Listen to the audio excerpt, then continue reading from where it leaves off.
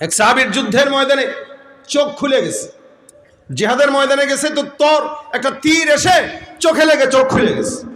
এই চোখ হাতের ভিতরে নিয়ে রসুলের কাছে দৌড় দিছে, ডাক দিয়া কে রাসূলুল্লাহ, চোখটা একটু লাগায় দেন। চোখ একটা আছে একটা নাই, বুঝেন অবস্থা। যুদ্ধের ময়দান থেকে চোখ হারায়া চোখটা হাতে নিয়ে নবীর কাছে আসছে, কয় হুজুর চোখটা একটু লাগায় দেন।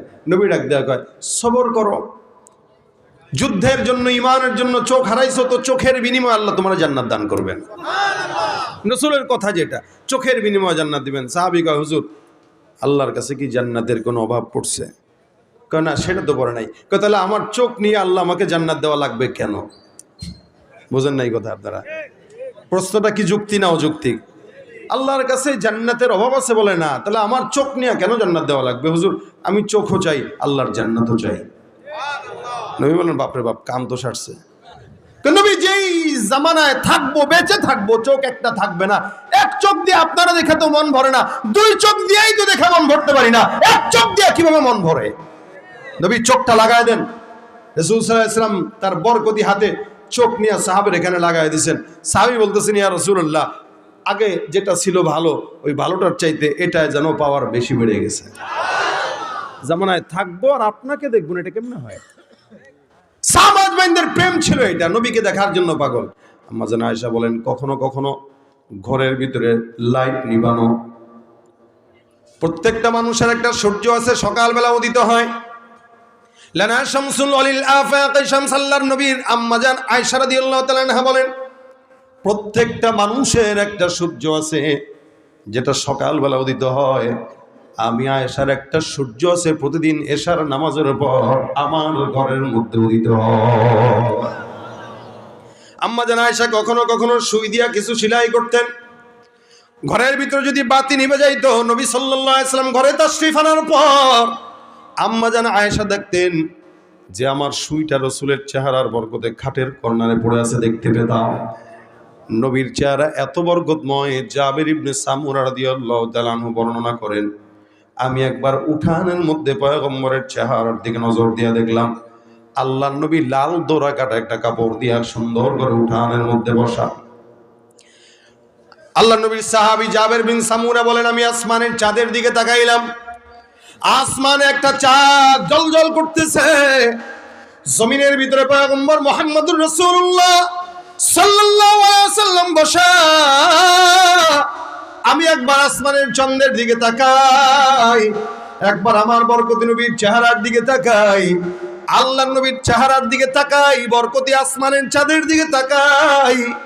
জাবের রাদিয়াল্লাহু তাআলা আনহু ডাক দিয়া বলেন আল্লাহর কসম, আমার কাছে মনে হলো ওই আসমানের পূর্ণিমার চাঁদের চাইতে আমার নবীর চেহারা কোটি গুণে বেশি সুন্দর। হাসান বিন সাবিত নবীর চেহারার দিকে তাকায় তাকায় দেখে আর কয় ইয়া রাসূলুল্লাহ, আপনার চেহারা দেখলে প্রেমে পড়ে যায়। নবী একটা কবিতা মনে আসছে, বলবো নি? নবীরে ডাক দিয়া বলতেছেন হাসান বিন সাবিত, নবী একটা কবিতা মনে আসছে, মাথায় আসছে, আপনারা নিয়ে লিখবো নি? রাসূলকে লেখো। হাসান বিন সাবিত কবিতা রাসূলের চেহারার দিকে তাকায় তাকায় তাকায় তাকায় লেখে ওয়া আহসানু মিন কালাম তারাকাতু আইনি ওয়া আজমালু মিন কালাম তারিদিন নিসা খুলিকতা মুবাররাআম মিন কুল্লি আইবিন কাআন্নাকা কদ খুলিকতা কামা তাশা। হাসান বিন সাবিত ডাক দিয়া বলেন ওয়া আহসানু মিন কালাম তারাকাতু আইনি, এ দুনিয়ার কবিরা শুনে রাখো, কবি কবিতা লেখে তার ডার্লিং নে নিয়ে, যে হারাম সম্পর্ক তার নিয়ে লেখে, যত নষ্টামি ছড়ায় এই কবিতার মাধ্যমে, কিন্তু হাসানের কবিতা তার জন্য নাজাতের উসিলা হয়ে গেছে। রাসূলকে বলেন ইয়া রাসূলুল্লাহ ওয়া আহসানু মিন কালাম তারাকাতু আইনি, এই দুনিয়াতে আমার চোখ আপনার চেয়ে সুন্দর কোন মানুষকে জিন্দেগিতে দেখে নাই। আপনি এত সুন্দর, কত মানুষ দেখলাম এই জমিনে, কত মানুষ হাজার হাজার, কিন্তু আমার চোখ আপনার চেয়ে সুন্দর কাউকে কোনোদিন দেখে নাই। ওয়া আজমালু মিন কালাম তালিদিন নিসা, জমিনে যত মানুষ আছে, মা বোনরা আছে, আদম পয়গম্বর থেকে আজ পর্যন্ত কোন নারী কোনোদিন আপনার চাইতে বরকতময় কোন পুরুষ জন্ম দেয় নাই। সুবহানাল্লাহ। এ মুসলমান, আমিনার গর্ভে থেকে আমার নবীকে বের করার জন্য আল্লাহ পাক রব্বুল আলামিন আদম পয়গম্বর, আম্মা জান হাওয়া থেকে আমিনা পর্যন্ত যত মহিলাদেরকে নিয়েছেন, বুঝছেন আমেনার মা, তার মা, তার মা, তার মা, তার মা করে করে আম্মাজান হাওয়া পর্যন্ত যত মানুষ গেছে, আল্লাহ নবী বলেন মা বাগাত ইমরাত নবীন কত। আমার দাদি, আমার নানি, নানির নানি, নানির নানি, নানির নানি, দাদির দাদি, দাদির দাদি, দাদির দাদি করে করে যত দূর পর্যন্ত গেছে, এই যত দূর সিরিয়ালে গেছে, এই সিরিয়ালে যতগুলা মহিলা গেছে, একটা মহিলাকেও কোনোদিন আল্লাহ জিনায় লিপ্ত করায় না। আমাকে বাঁচানোর জন্য এক বিন্দু পরিমাণে কেউ যেন বলতে না পারে মুহাম্মদের নানির দাদি অথবা তার দাদি ওর তো চরিত্রে ঝামেলা ছিল, এটা যেন কেউ বলতে না পারে। এই জন্য হাওয়া থেকে নিয়ে আমেনা পর্যন্ত প্রত্যেকটা মহিলা ছিল পুত পবিত্র, এবং দুনিয়াতে তারা একদম পুত পবিত্র অবস্থায় আল্লাহ পাক তাদেরকে হেফাজত রেখেছেন। এই জন্য হাসান বিন সাবিত বলে কোন নারী আপনার মতো কোন পুরুষ জন্ম নেয় নাই আমেনা ছাড়া। খলিকতা মুবাররাআম মিন কুল্লি আইব, আল্লাহ পাক রব্বুল আলামিন আপনাকে এমন ভাবে সৃষ্টি করলো যেন জমিনের সমস্ত আইব ত্রুটি থেকে আল্লাহ পাক আপনাকে একদম বেছে বেছে বানাইছেন। একটা বিন্দু পরিমাণ, চুল পরিমাণ কোন ত্রুটি আপনার সৃষ্টির মধ্যে রাখেন নাই। এজন্য শামাইলে রাসূলের বর্ণনা আছে, নবী সাল্লাল্লাহু আলাইহি ওয়াসাল্লাম যেখানে যেমন দরকার ছিল আল্লাহ পাক তাকে তেমন সুন্দর বানায় দিতেন। সুবহানাল্লাহ। দেখবেন অধিক সাদা যারা একদম সাদা দেখলে কেমন কেমন রোগী রোগী লাগে, তাদের সঙ্গে যখন নবী মিশত নবীরে হলদে বর্ণের সুন্দর মনে হতো, দুধে আলতা এমন সুন্দর। আর যদি কোনো লম্বা মানুষের সঙ্গে মিশত যেন নবীকে খাটো মনে না হয়, আল্লাহ পাক তার মত করেই সাইজ দিয়ে দিতেন। আর যদি অধিক খাটো মানুষের সঙ্গে মিশত তখন তার চেয়ে একটু লম্বা বানায় দিতেন। সুবহানাল্লাহ। এ মুসলমান, যখন যেমন আল্লাহ পাক আমার নবীকে তখন তেমন বানাইছেন। কাআন্নাকা কদ খুলিকতা কামা তাশা, যেন আপনি যেমন চেয়েছেন, আল্লাহ যেমন চেয়েছেন তেমনিই আপনারে বানাইছেন। এটা হলো আপনার আমার পয়গম্বর মুহাম্মদুর রাসূলুল্লাহ সাল্লাল্লাহু আলাইহি সাল্লাম। এত মর্যাদা দিলেন, এত মহাব্বত করলেন, এত মহাব্বত দিয়া বানাইলেন যে আল্লাহ নিজেই প্রেমে পড়ে গেছেন। যার কারণে আল্লাহ পাক রব্বুল আলামিন বলেন কোন নবীর উপরে আমি আল্লাহ পাক দুরূদ আর রহমতের সালাম পৌঁছাই নাই, কিন্তু একমাত্র মুহাম্মদুর রাসূলুল্লাহ যার ব্যাপারে আল্লাহ বলেন ইন্নাল্লাহা ওয়া মালাইকাতাহু ইউসাল্লুনা আলান নবী। আমার আল্লাহ ডাক দিয়া বলেন নিশ্চয়ই আল্লাহ আর আল্লাহর সব ফেরেশতারা ওই পয়গম্বরের উপরে দুরূদের আমল করে। আল্লাহ পাক রব্বুল আলামিন ইব্রাহিমের উপরেই পড়ে নাই, ইসমাইলের উপরে পড়ে নাই, আদমের উপরে পড়ে নাই, কোন নবীর উপরে আল্লাহ পাক রব্বুল আলামিন দুরূদের সালাম পৌঁছায় নাই, কিন্তু শুধুমাত্র মুহাম্মদের উপর আল্লাহ পাক পড়ছেন। আল্লাহ একা পড়েন নাই, তার সব ফেরেশতাদেরকে নিয়েই পড়েন। সুবহানাল্লাহ। এখন বলেন তো আল্লাহর ফেরেশতা কয়জন? গুনতে পারবেন কেউ? না। জমিন একটা ঘর আছে বাইতুল্লাহ, যেটা সর্বপ্রথম ঘর। এই ঘরটা আল্লাহর বান্দারা তওয়াফ করে, যতবার মন চায় ততবার তওয়াফ করবে, কোনো বিধি নিষেধ নাই। আল্লাহর নবী বলেন বাইতুল্লাহর উপর একটা ঘর বাইতুল মামুর, জমিনের ঘর তওয়াফ করে ইনসান, আসমানের ঘর তওয়াফ করে আল্লাহর ফেরেশতা। আল্লাহর নবী বলেন ওই ঘরটাকে যদি আল্লাহ পাক ছেড়ে দেয় তাহলে একদম বরাবর বাইতুল্লাহর উপরে পড়বে। জমিনের ঘর বাইতুল্লাহ তওয়াফ করে ইনসান, যতবার মন চায় ততবার তওয়াফ করবে। আসমানের ঘর আল্লাহর ফেরেশতারা তওয়াফ করে, প্রত্যেকটা দলে দলে ৭০,০০০ ফেরেশতা তওয়াফ করে। সুবহানাল্লাহ। নবী বলেন এই যে দলে দলে ৭০,০০০ ফেরেশতা তওয়াফ করে, একবার কোন ফেরেশতা কোন দলে যদি তওয়াফ করতে ঢুকে, এই ফেরেশতা তওয়াফের পর আর কিয়ামত পর্যন্ত কোনোদিন সিরিয়াল পায় না। কোটি কোটি ফেরেশতা আল্লাহ পাক রব্বুল আলামিন বলে এত সমস্ত ফেরেশতারা আমার নবীর উপরে দুরূদ পড়ে। আমরা দুরূদ আর কতটুকুই পড়ি, আমরা কতটুকুই বা পড়তে পারি? সর্বোচ্চ সুন্দর করে স্টেজ সাজা দাঁড়া দাঁড়ায় নবী সালাম আলাইকা একটু জিলাপি দিয়া খিচুড়ি দিয়া বিদায়, এর বাহিরে আমরা কিছু পারি না। কিন্তু আল্লাহ পাক রব্বুল আলামিন বলেন এ মুসলমান মনে রাখবা, বান্দারা শুনে রাখেন, আমার ইলম শেষ হয়ে যাবে, পয়গম্বরের মর্যাদা বর্ণনা করা শেষ হবে না, রাত পার হয়ে যাবে, আল্লাহর নবীর মর্যাদা শেষ হবে না, দুনিয়া শেষ হয়ে যাবে, পয়গম্বরের প্রশংসা গাওয়া শেষ হবে না। আপনি আমি আর কতটুকুই পাঠ করব, আমার নবীর জন্য আপনি আমি যথেষ্ট নয়, আমার নবীর জন্য যথেষ্ট আমার আল্লাহ। ঠিক কিনা? নবীর হক আদায় করতে পারেন কে কে কে? আল্লাহ। এই জন্য আল্লাহ পাক রব্বুল আলামিন বলেন, আমি নিজে আমার পয়গম্বরের উপর দরুদ পড়ি। মুহাম্মদ হামিদে হামদে খুদা বস, খুদা মদহে আফরি মুস্তফা বস। মুহাম্মদ হামিদে হামদে খুদা বস, খুদা মদহে আফরি মুস্তফা বস। মুহাম্মদ আজ তুমি খাম খুদা রা, খুদায়া আজ তো হুব্বে মুস্তফা রা, খুদায়া আজ তো হুব্বে মুস্তফা রা। আমার আল্লাহ পাক রব্বুল আলামিন নবীকে কত মর্যাদা দান করলেন, যার কারণে আল্লাহ নিজেই নবীর প্রেমে পাগল হয়ে দুরূদের আমল করে। আল্লাহ পাক কোন নবীর উপরে দুরূদ পড়েন নাই, শুধুমাত্র মুহাম্মদুর রাসূলুল্লাহর উপরে পড়লেন। এত মর্যাদা দিয়ে আল্লাহ পাক রব্বুল আলামিন পড়লেন, যার কারণে উম্মতকে আদেশ দিয়ে দিয়েছেন, ইয়া আইয়ুহাল্লাযীনা আমানু সাল্লু আলাইহি, এ ঈমানদারের দল, তোমরাও ওই পয়গম্বরের উপরে দুরূদের আমল করো। এমনকি নবী নিজেও তার উপরে দুরূদের আমল করতে। সুবহানাল্লাহ। নবী তো নামাজে পড়তেন, আল্লাহুম্মা সাল্লি আলা মুহাম্মদ ওয়া আলা আলি মুহাম্মদ কামা সাল্লাইতা আলা ইব্রাহিম ওয়া আলা আলি ইব্রাহিম ইন্নাকা হামিদুম মাজিদ। নবীও পড়তেন সাল্লাল্লাহু আলাইহি ওয়াসাল্লাম। নবীর উপরেও পড়া এটা ইসলামের আদেশ। এই ইসলামের আদেশ আল্লাহ পালন করেন, নবীও পালন করেন। সুবহানাল্লাহ। আল্লাহর অন্য কোনো আমল দরকার নাই, কিন্তু এটা আল্লাহ নিজে করেন। এজন্য কেউ যখন এটা পড়ে, আল্লাহর নবী বলেন, আচ্ছা বলেন তো, জান্নাতে আমরা সবাই তো নবীর সাথে থাকতে চাই ইনশাআল্লাহ? আল্লাহ কবুল করুক। আমিন। আল্লাহর নবী ডাক দিয়া বলেন, আওলান নাসি বি ইয়াউমাল কিয়ামাতি আকসারুহুম আলাইয়া সালাহ।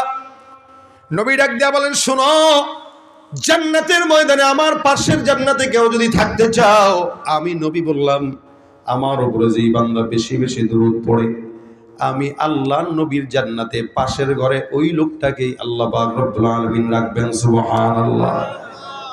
যেই ব্যক্তি যত বেশি নবীর উপর দুরূদ পড়ে, আল্লাহর নবী বলেন অন্য হাদিসে, মান সাল্লা আলাইহি সালাতান ওয়াহিদা সাল্লাল্লাহু আলাইহি আশারা।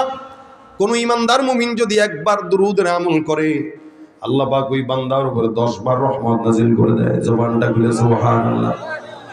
এখন তো আর নবীর প্রেমে পাগল দেখা যায় না। নবীর প্রেমের পাগল যতগুলো আছে সব মুখে মুখে অন্তর দিয়া না, যার কারণে নেতার বিরুদ্ধে কথা বললে জেলখানায় যাওয়া লাগে, কিন্তু নবীর বিরুদ্ধে কথা বললে জামায়া ধরে রাখা হয়। মনে হয় তার নবীর চেয়ে নেতা বড় হয়ে গেছে। স্লোগানও দেয়, আমার নেতার চরিত্র ফুলের মতো। আজীব অবস্থা। এত চুরি করতে দেখে, এত দুর্নীতি করতে দেখে, এরপরও আমরা বলি আমাদের চরিত্র, তাদের চরিত্র ফুলের মতো। অথচ চারিত্রিক সনদ আল্লাহ দুনিয়ার কোন মানুষকে দেন নাই মুহাম্মদুর রাসূলুল্লাহ ছাড়া। কি বলেন, সন্দেহ আছে আপনাদের? একমাত্র মুহাম্মদুর রাসূলুল্লাহকে আল্লাহ পাক চারিত্রিক সনদ দিয়েছেন। ওই সনদের কথা বাদ দিয়া দুনিয়ার মানুষের সনদ দেন। এই কারণেই তো অধিকাংশই ভালো হয় না। কারণ এত চুরি করার পরেও যদি আমার চরিত্র ফুলের মতো হয়, ভালো হওয়া দরকার আর কি। কথা কয় না কেন? তাহলে ভাইরা আমার দেখেন, চরিত্রের সনদ আল্লাহ পাক নবীকে দিয়েছেন। ইন্নাকা লাআলা খুলুকিন আযীম। আমার আল্লাহ মর্যাদা দিতে যায়, আল্লাহ নিজেই দুরূদের আমল করে। কোন ঈমানদার মুমিন বান্দা যদি দুরূদ শরীফ পড়ে, আল্লাহ পাক রব্বুল আলামিন তার জবানে বরকত দান করেন, বিপদ আপদ মুক্ত দান করেন। শুধু তাই নয়, ইমাম আহমদ ইবনে হাম্বল রাহমাতুল্লাহ আলাইহি, ইমাম মালিক রাহমাতুল্লাহ আলাইহি, এনাদের মতো আশিক রাসূল তো কেউ নাই। আমরা তো খালি মুখে মুখে আশিক। এক আল্লাহর বান্দা নবীর আশিক, উনি রওজায় গেছেন। আল্লাহর বান্দা রওজায় যায়, মনে মনে বিশাল বড় ভিড়। আপনারা দেখবেন যারা রওজার কাছে গেছেন, দাঁড়ানোর কোনো সুযোগ নাই। হেঁটে হেঁটে তাওয়াফের মধ্যে সালাম যতটুকুই পারে ততটুকুই দেয়। এই আল্লাহর বান্দা সালাম দিবেন, বিশাল বড় সিরিয়াল, সারা জীবন খালি অসুস্থ থাকে। যখন রওজার সামনে চলে আসছে, এখন কেমন যেন তার বুকের ভিতরে ধুক ধুক ধুক ধুক করে। আর আল্লাহর কাছে ডাক দেয়া বলে, মালিক, এই যে তোমার বান্দাকে তুমি তোমার হাবিবের রওজার সামনে নিয়ে আসলা, সারা বছর অসুস্থ থাকে, ওষুধ খায়, কত কিছু করে। আল্লাহ রওজার জালির সামনে যখন যাব, তখন আমার অসুস্থতা বাড়ায় দিয়া তুমি আমার অজ্ঞান করে একটু ফালায় দিও, যাতে করে অজ্ঞান করে তুমি আমাকে ওই জায়গায় ফালায় দেওয়ার পর অ্যাম্বুলেন্স আসবে, পুলিশ আসবে আমাকে নেওয়ার জন্য, আমি যেন ওই সময়টা আমার হাবিবের সঙ্গে প্রেমের একটু কথা বলে নিতে পারি। এটা ছিল আমাদের আশিক রাসূলদের হালত। আর আমাদের এশক হইল নবীর রওজার সামনে দাঁড়ায়, কিন্তু জবানের মধ্যে নবীর সুন্নতের দাড়ি নাই। ভাইরা আমার, ইমাম মালিক রহমতুল্লাহ আলাইহি নবীরে মহব্বত করতেন। মদিনায় প্রায় 70 বছর পর্যন্ত উনি অতিবাহিত করেছেন। আল্লাহর বান্দা কোনোদিন জুতা পায়ে দিয়ে হাঁটেন নাই, এমনকি মদিনার মাটির থেকে কোনোদিন বের হয় নাই, হুদুদে হারাম থেকে বের হন নাই। উনি বলতেন, আমি হুদুদে হারাম থেকে বের হব না, কারণ আমি চাই আমার মৌতটা, আমার শেষ নিঃশ্বাসটা রসুলের রওজার পাশেই যেন হয়। ইমাম আহমদ ইবনে হাম্বল রহমতুল্লাহ আলাইহি অনেক বড় একজন ইমাম।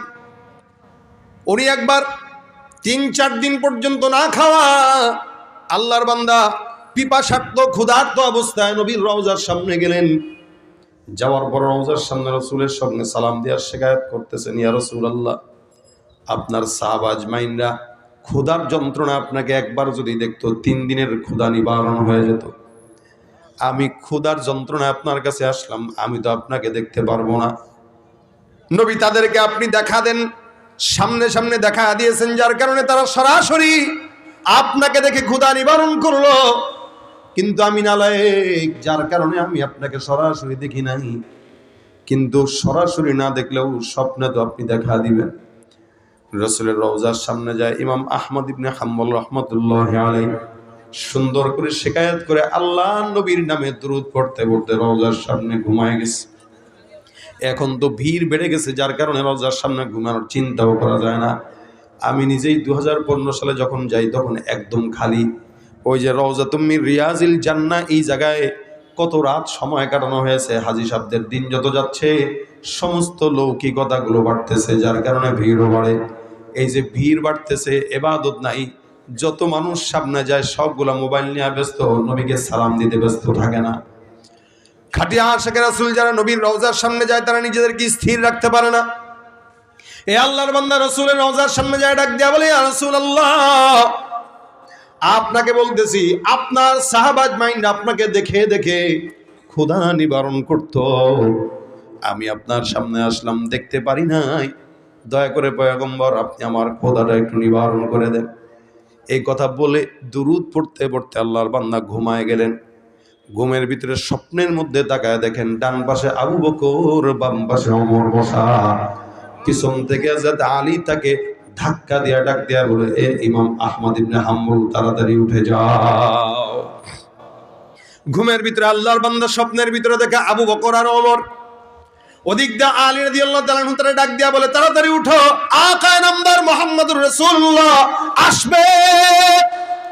ইমাম আহমদ ইবনে হাম্বল রাহমাতুল্লাহ আলাইহি লাফ দিয়ে জেগে যায়, তাকায় দেখে পয়গম্বর হাজির। আল্লাহর নবী সাল্লাল্লাহু আলাইহি সাল্লাম হাজির হয়ে হাতের ভিতরে রুটির টুকরা নিলেন। আবু বকরকেও এক টুকরা ছিঁড়ে দিলেন, ওমরকেও এক টুকরা ছিঁড়ে দিলেন, আলীর হাতে এক টুকরা ছিঁড়ে দিলেন, আর এক টুকরা আহমদ ইবনে হাম্বলের হাতের মধ্যে ধরায় দিলেন। ইমাম আহমদ ইবনে হাম্বল রাহমাতুল্লাহ আলাইহি যখন হাতের ভিতরে রুটিটা নিলেন, সবাই রুটি মুখে দিয়া খায়, ইমাম আহমদ ইবনে হাম্বলও খায়।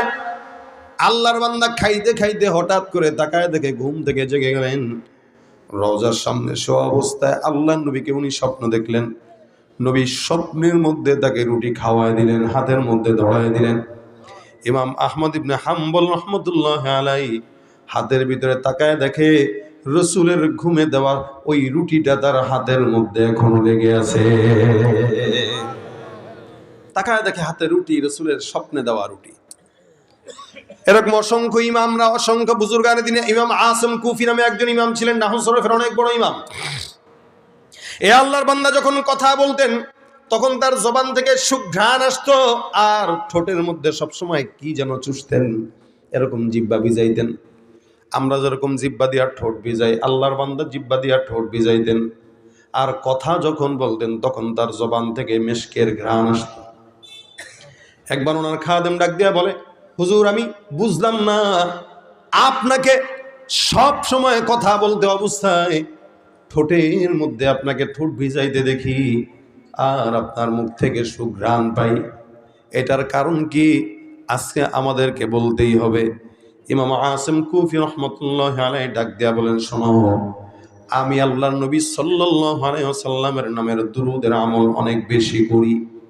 নবীর নামের দুরূদ আমি সবসময় আমার জবানে উঠাই, 24 ঘন্টা আমার মুখে সাল্লাল্লাহু আলাইহি ওয়াসাল্লাম। আমি একবার স্বপ্নের ভিতরে দেখলাম আকায়ে নামদার মুহাম্মদুর রাসূলুল্লাহ সাল্লাল্লাহু আলাইহি ওয়াসাল্লাম স্বপ্নে হাজির। আল্লাহর নবী স্বপ্নের মধ্যে এসে আমার ঠোঁটের মধ্যে, জবানের মধ্যে চুমা খাইলেন। আমার কপালে চুমা খেয়ে ডাক দিয়া বললেন, যেই ঠোঁট মুহাম্মদের পাগল, ওই ঠোঁট জান্নাতি ঠোঁট। নবী আমার ঠোঁটে চুমা খাইলেন, কপালে চুমা খাইলেন, আলিঙ্গন করে বিদায় হয়ে গেলেন। আল্লাহর কসম করে বলি, ঘুম থেকে যখন জাগলাম, আমি ঘুম থেকে জাগার পর আমি আবার অনুভব করলাম ঠোঁটের থেকে যেন কেমন মধুর মতো মিষ্টতা অনুভব করলাম। ওই দিনের পর থেকে নিয়ে আমি যতবার কথা বললাম, যখনই কথা বলি, তখন আমার ঠোঁটের মিষ্টতার পাশাপাশি আমার ঠোঁট থেকে জান্নাতের খুশবু, মিশকের খুশবু বের হয়। সুবহানাল্লাহ। হে মুসলমান, আল্লাহ পাক এমন একটা আমল আপনাকে আমাকে দান করলেন, যে আমলটা যেই বান্দা পড়বে নবীর নামের বরকত ওই বান্দা বরকতময় হয়ে যাবে। এই জন্য আল্লাহ পাক আদেশ করলেন, ইয়া আইয়ুহাল্লাযীনা আমানু সাল্লু আলাইহি ওয়া সাল্লিমু তাসলিমা। তোমরা ওই পয়গম্বরের উপর দুরূদের আমল করো। আমাদের ওলামায়ে কেরামদের তাজরিবা হলো, অসংখ্য আকাবের বুজুর্গানে দিনটা বলে গেছে, কোন মানুষ যদি যত বড় বিপদে পড়ুক না কেন, যত ঝামেলায় পড়ুক না কেন, সব বিপদ ঝামেলা দূর করার একমাত্র বড় উপায় হলো, অন্যতম উপায় পয়গম্বরের নামের দুরূদের আমল সাল্লাল্লাহু আলাইহি ওয়াসাল্লাম। আপনার ব্যবসায় বরকত হয় না, আপনি দুরূদের আমল করা শুরু করেন। আপনার জেহেন জাকাত দুর্বল, আমাদের উস্তাদরা বলতেন পরীক্ষার সময় বেটা আগে প্রশ্ন উত্তর খুলবি, তার আগে দুরূদ পড়বি। দুরূদ পড়ে তারপরে প্রশ্ন খুলবি, আল্লাহ পাক তোর জেহেন খুলে দিবেন। আলহামদুলিল্লাহ, যতবার আমল করেছি ততবার নবীর দোয়ার বরকতে, রাসূলের নামের বরকতে সওয়াব পেয়েছি এবং ফায়দাও পেয়েছি। আপনাদেরকেও বলি, যাদের ঘরের ভিতরে নারীরা সন্তান সম্ভবা, আপনি আপনার বিবিকে বলে দেন সবসময় দুরূদের আমল করতে, দেখবেন দুরূদের বরকতে পেটের সন্তানটা বরকতময় হয়ে যাবে। ফসলে বরকত হয় না, দুরূদ পড়ে পানি ছড়ায় দেন। ঘরের ভিতরে বিবিকে বলেন, বাচ্চাকে দুধ যখন পান করাইবা তখন সুন্দর করে দুরূদ শরীফের আমল করো, নিজেও দুরূদের আমল করেন। এমনও তো হতে পারে আল্লাহ পাক দুরূদের বরকতে আপনাকে ডাক দিয়া পয়গম্বরের রওজার সামনে দাঁড় করায় দিবেন। সুবহানাল্লাহ। আরব সাগর পারি দেব, নাইকো আমার তরি, পাখি নই যে উড়ে যাব, ডানাতে ভর করি। আরব সাগর পারি দেব, নাই তো আমার তরি, পাখি নই যে উড়ে যাব, ডানাতে ভর করি। আমার আশায় আছে সম্বল নাই, আশায় আছে সম্বল নাই, করি কি উপায়। মনে বড় আশা ছিল যাব, মনে বড় আশা ছিল মদিনায়। সালাম আমি করব গিয়ে, সালাম আমি করব গিয়ে, নবীর রওজায়। মনে বড় আশা ছিল যাব মদিনা, মদিনা যাইতে পারলাম না, মদিনা দেখতে পারলাম না। আমি অসহায় তাই এত দূরে, আমি অসহায় তাই এত দূরে রই শুধু সালাম জানাই মদিনা যাইতে পারলাম না মদিনা দেখতে পারলাম না মদিনার নাম কত সুন্দর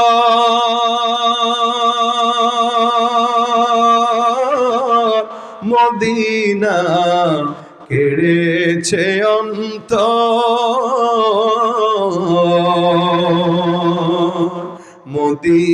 মদিনার নাম কত সুন্দর মদিনা কেড়েছে অন্তর ওই মদিনার পথের ধুলি আমি ওই মদিনার পথের ধুলি আমি মাখতে পারলাম না মদিনা দেখতে পারলাম না মদিনা যাইতে পারলাম না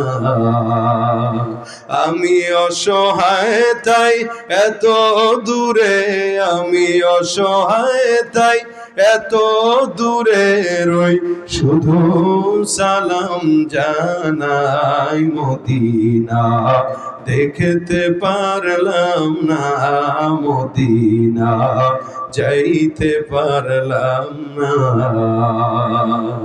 মনে বড় আশা ছিল যাব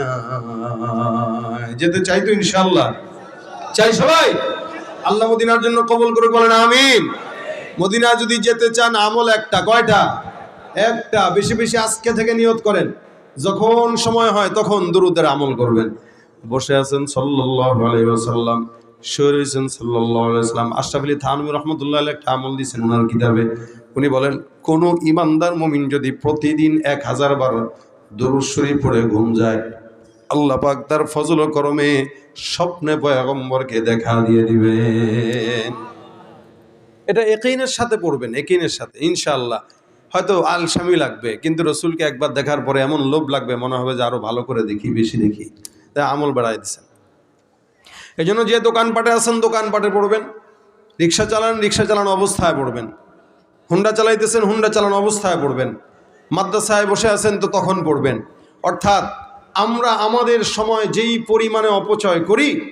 এটা যদি একটা হাতে ডিজিটাল তাসবিহ উঠায় নেন দেখবেন ওই ডিজিটাল তাসবিহর বরকতে আপনার প্রত্যেক দিন না হলে 5-7 হাজার বার দরুদ পড়া হয়ে গেছে খালি একটা তাসবিহ হাতে রেখে দেখেন এটা পরীক্ষিত একটা তাসবিহ হাতে থাকলে অটোমেটিক জিকির হয় ভাই তাসবিহ কিছু না কিন্তু তাসবিহ মুযাক্কারাত এটা আমাদেরকে মনে করায় দেয় তোর জিকির করতে হবে এইজন্য তাসবিহ হাতে রাখা এটা আমাদের বুজুর্গানের দিনদের একটা আমল তাসবিহ হ্যাঁ ইমাম এই হযরত আবু হুরায়রা রাদিয়াল্লাহু তাআলা রাখতেন উনার শীতানে বালিশের কিনারায় 2000 গিটের একটা দড়ি ছিল তখন তো আর এরকম তাসবিহর মতো আধুনিক তাসবিহ ছিল না তো ওনারা এটাকে বানায় নিতেন মুযাক্কারাত ওনার বালিশের কিনারায় 2000 গিট দেওয়া একটা দড়ি ছিল উনি প্রত্যেক দিন রাত্রেবেলা ঘুমানোর আগে সুবহানাল্লাহ এই শব্দটা 2000 বার পড়ে ঘুম দিতেন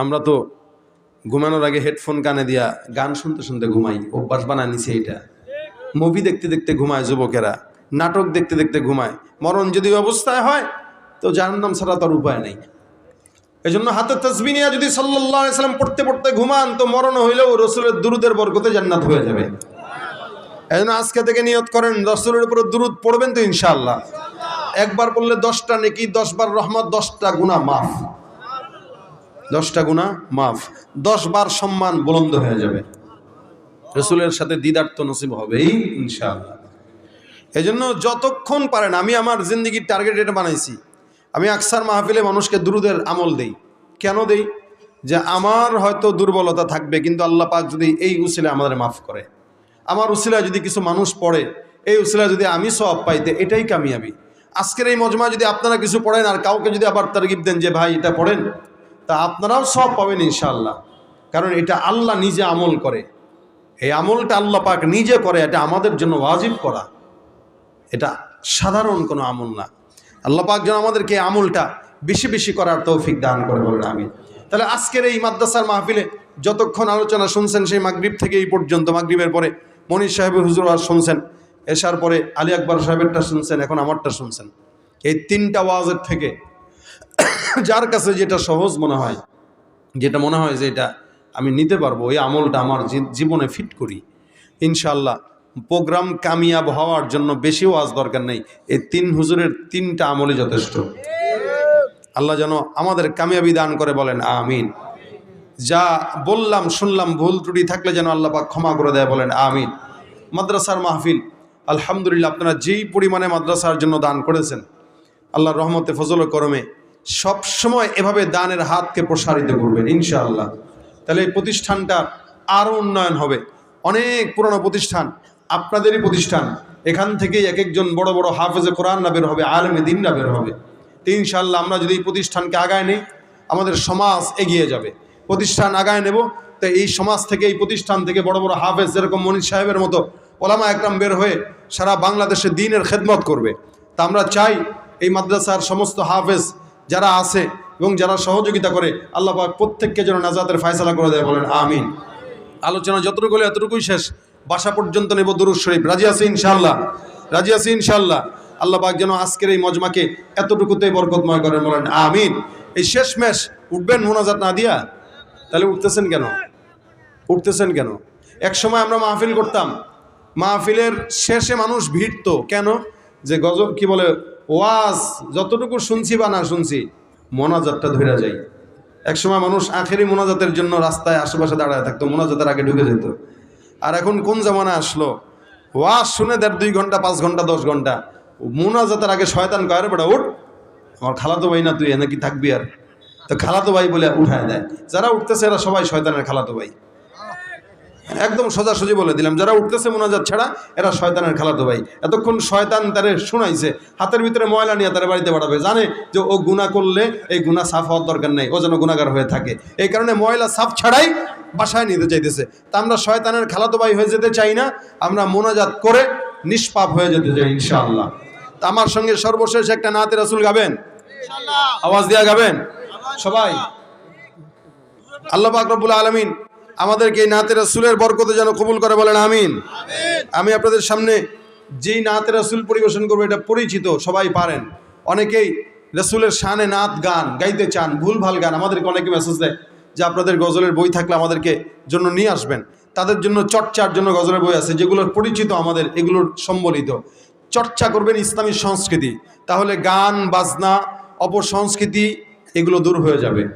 ইসলামী সংস্কৃতি যতদিন সমাজে থাকবে, অপসংস্কৃতি আউল বাউল ফাউলরা সমাজে জায়গা পাবে না ইনশাআল্লাহ। ইশকে নবী, আওয়াজ দিয়া, ইশকে নবী জিন্দাবাদ, ইশকে নবী জিন্দাবাদ, ইশকে নবী জিন্দাবাদ, ইশকে নবী জিন্দাবাদ, ইশকে নবী হয় না, আওয়াজ হয় না, জবান খুলে, ইশকে নবী, ইশকে নবী, ইশকে নবী জিন্দাবাদ, ইশকে নবী জিন্দাবাদ। আমার মনের ভুবন জুড়ে উঠলো যখন চাঁদ, তারার মিছিল কোরাস ধরে বলল মুহাম্মদ। আমার মনের ভুবন জুড়ে উঠলো যখন চাঁদ, তারার মিছিল কোরাস ধরে বলল মুহাম্মদ। ঝিঝির দোলেও দুরুদ সুরে নামলো খুশিরাত দুপুরে, ঝিঝির দোলেও দুরুদ সুরে নামলো খুশিরাত দুপুরে। সেই খুশিতে জাগলো ধরা, চললো ক্ষমার পরম্পরা, মনের আকাশ আনলো মনে দূর মদিনার চাঁদ।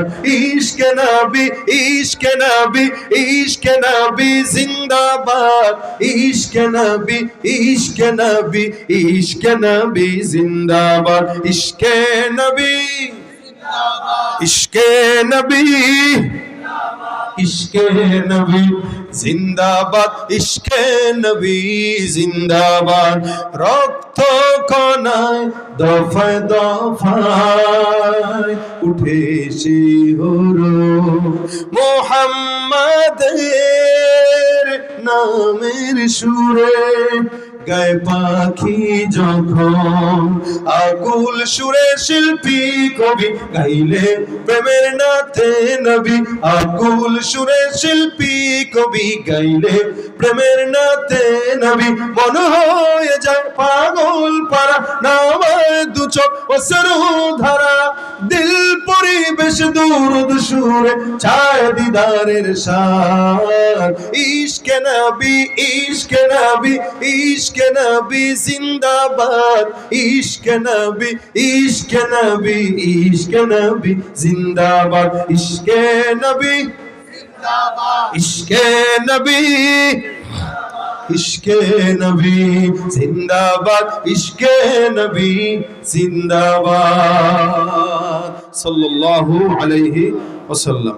আমরা দুরূদ শরীফ পড়ি আল্লাহুম্মা সাল্লি আলা মুহাম্মাদ ওয়া আলা আলি মুহাম্মাদ কামা সাল্লাইতা আলা ইব্রাহিম وعلى آل إبراهيم إنك حميد مجيد اللهم بارك على محمد وعلى آل محمد كما باركت على إبراهيم وعلى آل إبراهيم إنك حميد مجيد أستغفر الله ربي من كل ذنب وأتوب إليه لا حول ولا قوة إلا بالله العلي العظيم মেহেরবানি করে সবাই দোয়া করব যারা আজকে মাদ্রাসায় দান করেছে দেশ থেকে প্রবাস থেকে আল্লাহ পাক যেন সকলের দানকে কবুল করে আল্লাহুম্মা আনতাস সালাম রব্বানা যালামনা আনফুসানা ওয়া ইল্লাম তাগফির লানা ওয়া তারহামনা লানাকুনান্না মিনাল খাসিরিন ربنا فاغفر لنا ذنوبنا وكفر عنا سيئاتنا وتوفنا مع الأبرار رب اغفر لي ولوالدي وللمؤمنين يوم يقوم الحساب يا الله মেহেরবানি করে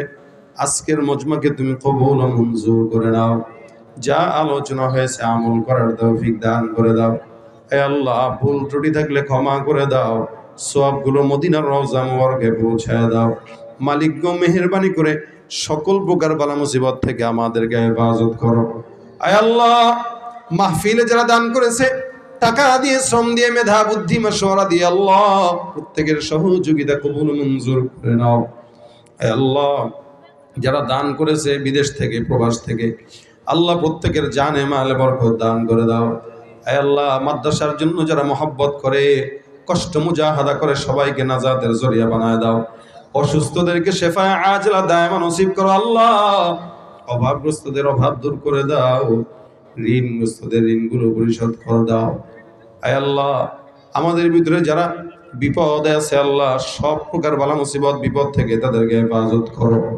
রব্বুল আলামিন আমাদের মধ্যে যাদের মা বাবা দাদা দাদি নানা নানি ভাই বোন আত্মীয় স্বজন অন্ধকার কবরে শুয়ে আছে আল্লাহ প্রত্যেকের কবরগুলোকে জান্নাতের বাগান বানায় দাও যাদের মা বাবা বেঁচে আছে মা বাবার খেদমত করার তৌফিক দান করে দাও মা বাবাকে আল্লাহ নেক হায়াতে তাইয়্যিবা তাওয়িলা দান করে দাও আয় আল্লাহ মেহেরবানি করে আল্লাহ আমাদেরকে তুমি তোমার হাবিবের রওজা না দেখায় মওত দিও না যারা একবার দেখেছে বারবার যাওয়ার তৌফিক দান করে দিও আল্লাহ রব্বুল আলামিন মাদ্রাসার উস্তাদ ছাত্রদেরকে কবুল করে নাও হে আল্লাহ মাওলানা মনিরুল ইসলাম আইবি সাহেব সহ আলী আকবর সহ আল্লাহ যারা ওলামা একরামরা দ্বীনের কথা বলে প্রত্যেককে তুমি স্বাস্থ্য কণ্ঠ সুস্থ রেখে দ্বীনের খেদমত করার তৌফিক দাও রব্বুল আলামিন এই মাদ্রাসায় যারা একবার হাফেজ পড়ানো হয়েছে আল্লাহ তাদেরকে তুমি তোমার খাঁটি হক্কানি রব্বানি হিসেবে কবুল ও মঞ্জুর করে নাও এলাকার উপরে খাস রহমত নাজিল করে দাও বাংলাদেশের উপরে খাস রহমত নাজিল করে দাও মা বোনদেরকে পর্দার বিধান মেনে চলার তৌফিক দান করে দাও মা বোনদেরকে সকল প্রকার বালা মুসিবত থেকে হেফাজত করো আল্লাহ আল্লাহুম্মা সাল্লি আলা মুহাম্মাদিন নবিয়িল উম্মি ওয়া আলা আলিহি ওয়া সাল্লিম তাসলিমা রব্বিরহামহুমা কামা রাব্বায়ানি সগীরা সুবহানা রাব্বিকা রাব্বিল ইজ্জাতি আম্মা ইয়াসিফুন ওয়া সালামুন আলাল মুরসালিন ওয়াল হামদুলিল্লাহি রাব্বিল আলামিন আসসালামু আলাইকুম ওয়া রাহমাতুল্লাহ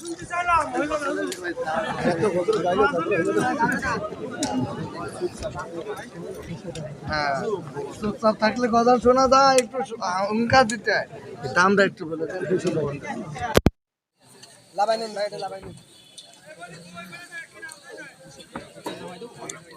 না আপনার এগুলো লাভাই নেন।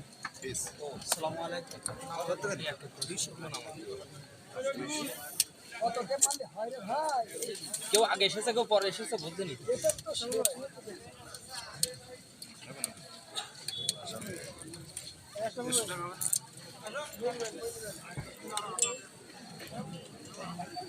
এই আমি যাবো।